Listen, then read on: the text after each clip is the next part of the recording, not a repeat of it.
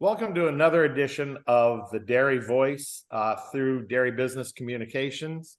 And I'm your host, Tim Abbott, with the latest in the Showbox Sire series of the evolution of the great cow. And we've talked a lot about cows and cow families in our recent podcasts. Today, I want to talk a little bit about the promotion and development of marketing on our cows, because in the past 5 years, our business has changed dramatically. And we started a sales series in Nashville 7 years ago that focused on having cattle sold virtually and promoting cattle from all over North America through virtual connections, videos, photographs. And we have it at a great series of venues in Nashville. And we've incorporated music and entertainment and a lot of fun for our clients and customers. And it's been a tremendous promotional activity for all dairy breeds.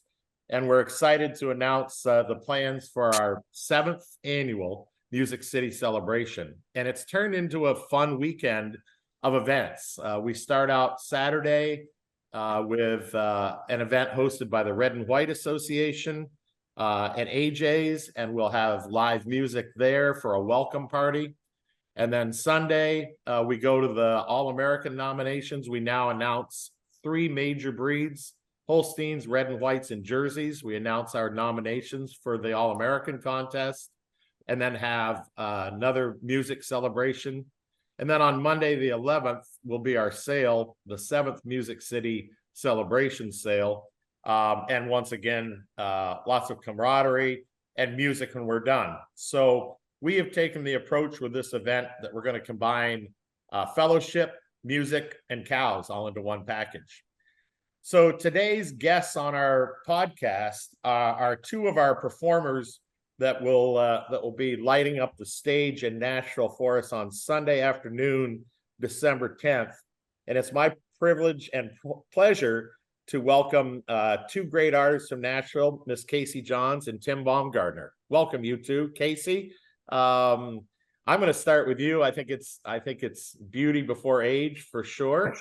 And tell us a little about where KC Johns comes from and what's going on in your career. Yeah, so I'm originally from, born in Memphis, Tennessee, raised in Mississippi. And I kind of got started in music on the Beale Street scene. And when I was about 20, I got a job on cruise ships and sang on cruise ships for about 7 years. And then I got a job at Dollywood over in East Tennessee for about a season. And then about 7 years ago, I moved to Nashville. So I've pretty much been in the music business my entire life. What fueled your passion for music, KC? I think a lot of it was from my granddad. He played guitar. He loved old country music, and I just kind of followed into his footsteps.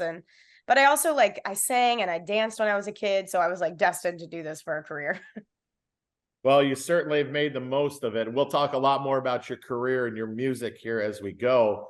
But let's switch gears and talk to our good friend who's been, I believe, involved with every Music City celebration for all 7 years.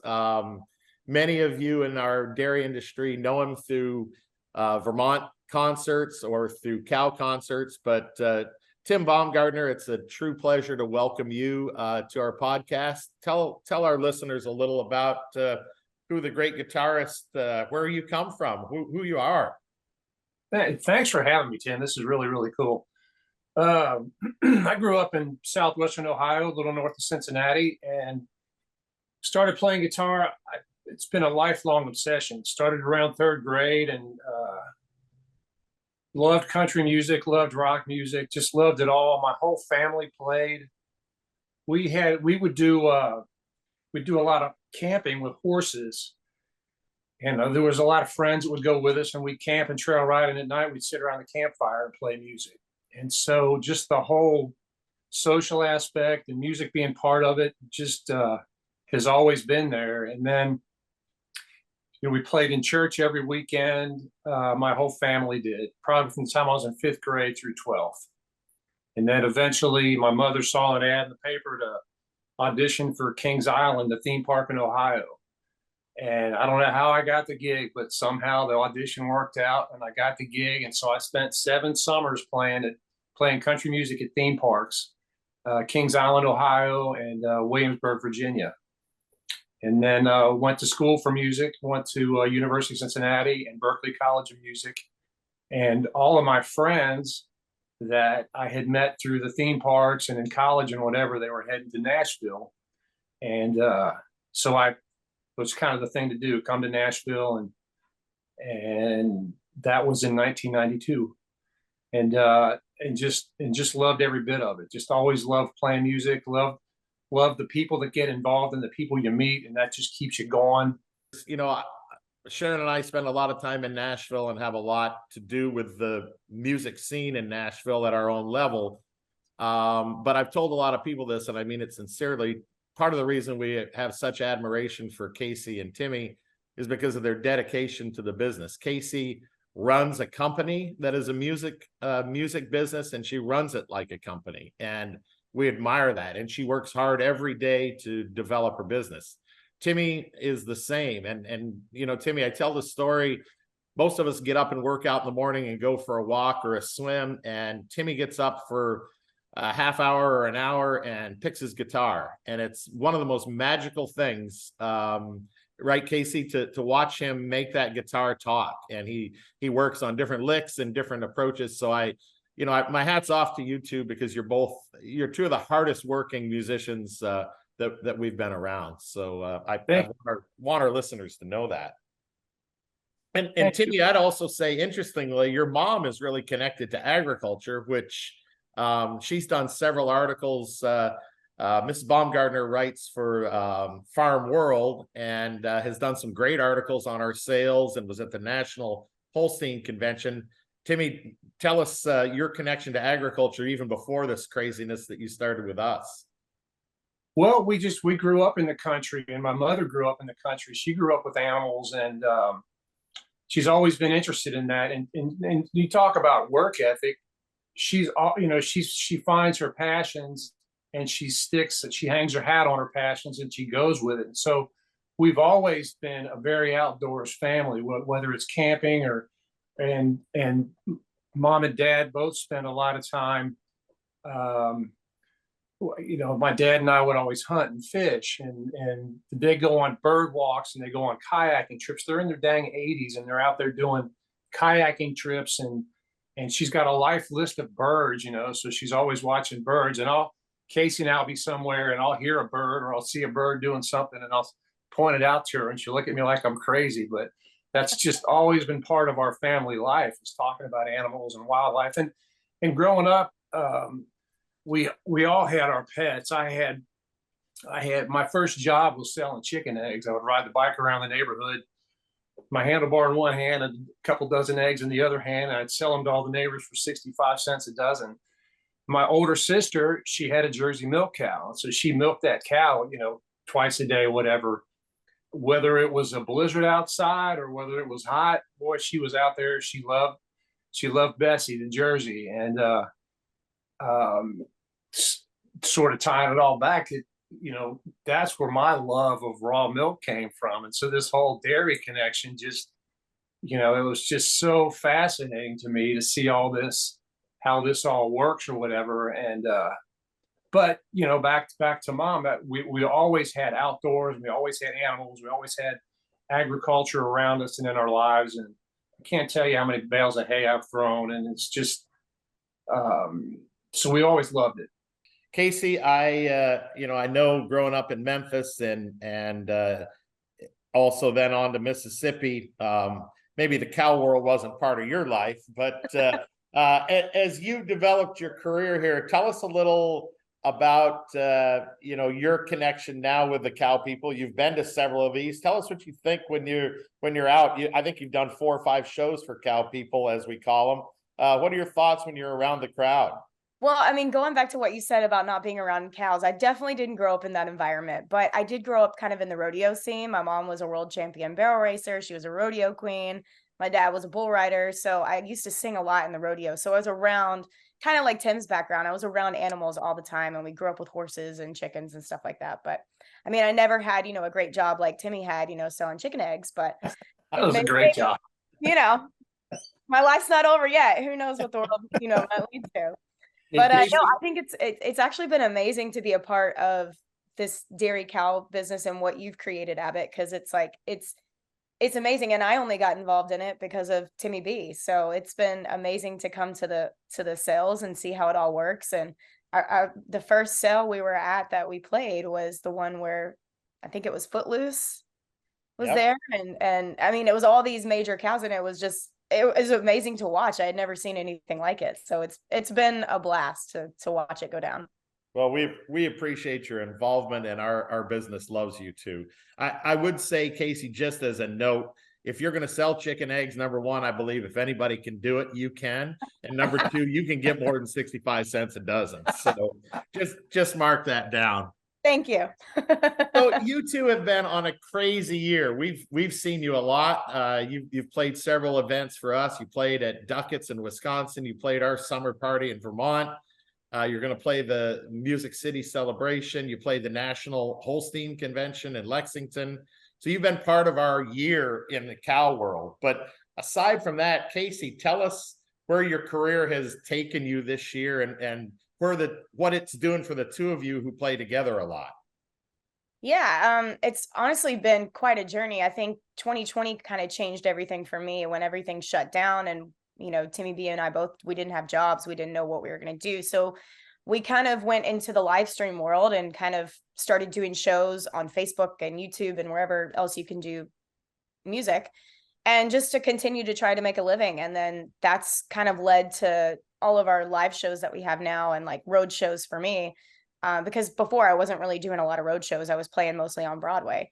So, and then after that, I made a record, and we started a Kickstarter, which was amazing. I had some really, really great people that helped me raise money to make a record, and I couldn't have done that without them. And then, we started putting out singles one by one. And for over the past 2 years, we've created a company and just branded my own whiskey this past year.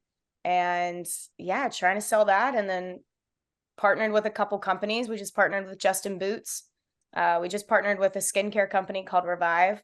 So it's just been one thing after the other. It's been fun. Well, I tell a lot of people your career is about to explode. Tell us, I think our listeners would be interested to know a little more about the whiskey. I have had the luxury of tasting it. Tell us a little about that product. But you liked it though, right? No, I did not like it. I loved it. That makes me happy, because Timmy B, if you didn't like it, Timmy B chose the flavor. So, but that's been a fun process. It was, I had a distillery out of California come to me, and they said, "We love what you're doing. We love that you drink whiskey. We love that you sell whiskey at your shows. Would you want to brand your own? So like when you're at a show, you could sell your own."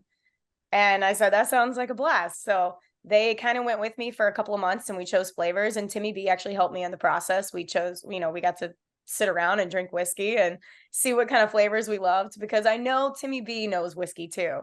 So I was like, if we got to drink this at our shows, we both have to like it. Well, so it is delicious. I hope some of our listeners will find that as well. So I hope so. It's called Thunder, by the way, if you want to check it out. You can buy it online. And I don't know if I can actually officially say this, but good things are happening with it. It just got bought by a huge company, which will be distributed over 600 stores. Great. Well, that doesn't shock me. Doesn't shock me. So Timmy, all this, first of all, for our listeners, you and Casey, you play together a lot. You also play with other groups and other singers, but basically you've come together as a duo, and you do a lot of things as a duo. I do want to say for our event Sunday, we have a third singer that will be playing with you, Timmy Angston from Oconomowoc, Wisconsin, one of our favorite friends from Nashville. He'll be with you guys on Sunday. We didn't get him on here because we didn't need all his noise, but he's all out. but seriously, Timmy, tell us where your travels have taken you and Casey this year. Well, you mentioned how hard she works. I'm so grateful to work with Casey because the whole musician lifestyle, people see the fun we have, and you know, the whiskey we drank and what, you know, the good time and all of that. And that really is a big part of our traveling success, is that, you know, we love people. We don't necessarily like the travel part, but we love it when we get there. We love being there. The most rewarding thing is the people we get to meet and the new friends we make. And the thing that I love about working with KC is that she always remembers that, you know, all the fun we're having, all the music we're playing, all the people we get to visit with and have a good time with and socialize with, it still comes back to work. We still got to stay disciplined. We still got to get better. We still got to, you know, just, I mean, everybody in their career wants to take the next step. And I feel like with KC, that's always something we're doing.